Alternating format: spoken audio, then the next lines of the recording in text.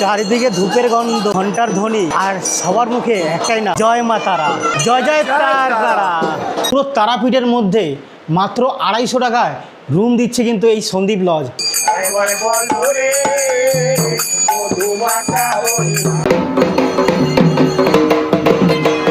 সবাইকে জানাই জয় মা তারা।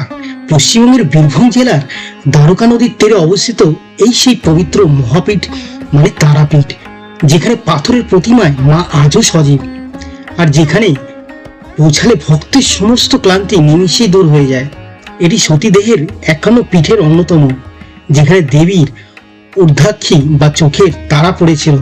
কিন্তু তারাপীঠ মানে শুধু মন্দির নয়, এর প্রতিটি ধূলিকণায় মিশে আছে সিদ্ধপুরুষ সাধক বাবা খ্যাপা অলৌকিক সব স্মৃতি।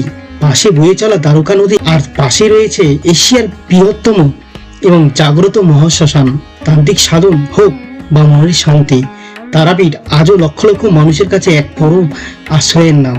আজকের এই ভিডিওতে আমি আপনাদের সাথে শেয়ার করব তারাপীঠের সম্পূর্ণ দর্শন গাইড, মন্দিরের নিয়মাবলী এবং এখানকার এক অপার্থিব অভিজ্ঞতার গল্প।